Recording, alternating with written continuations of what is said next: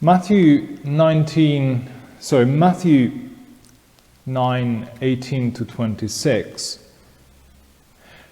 leads us to consider two miracles of Jesus: the raising of a young girl back to life and the curing of a woman affected by a long-term illness.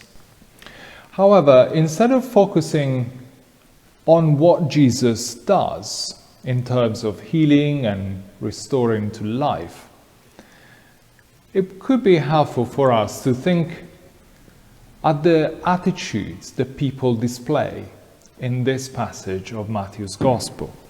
On one side, we have the official whose daughter has just died, and the woman affected by the hemorrhage.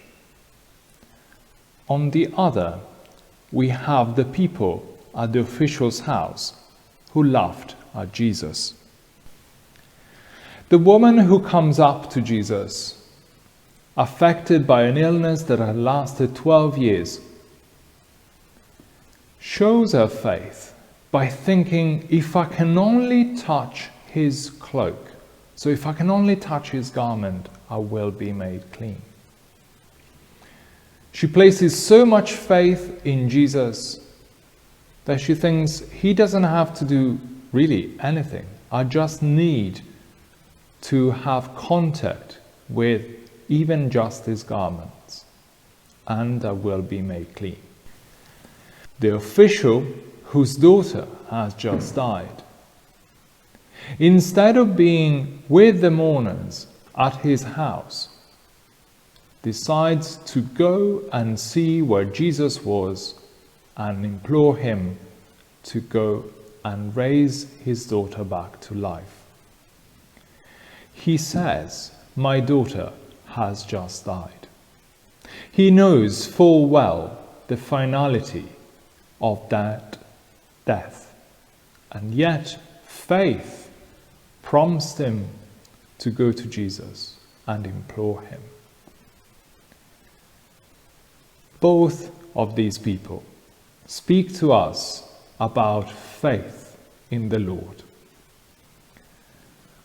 Whilst the vast majority, on the other hand, at the house of the official, laugh when Jesus says she is just sleeping, meaning he has power to raise her from the dead.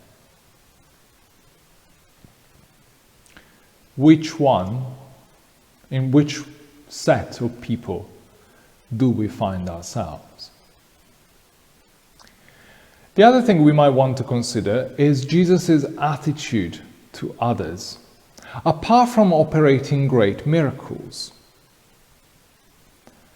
When the woman touches his garments and she is healed, technically, he would have become unclean himself because he had been in contact with somebody that was gravely ill. Did he turn around and say, "Why did you make me unclean?" No. Even in other versions of the story where Jesus' answer seems a little bit more stern, he doesn't say that. Jesus is quite happy to be reached by those in need. And when the official says to him, "If you lay your hand on her, her life will be restored," technically Jesus could have said, "No, if I touch a dead body, I will be made unclean." But he doesn't. Again, Jesus is quite happy to be reached by those in need. Whatever our needs are, and even if we find ourselves turning to Jesus as a last-ditch attempt, like the official and the woman with the hemorrhage, Jesus is quite happy to listen to us.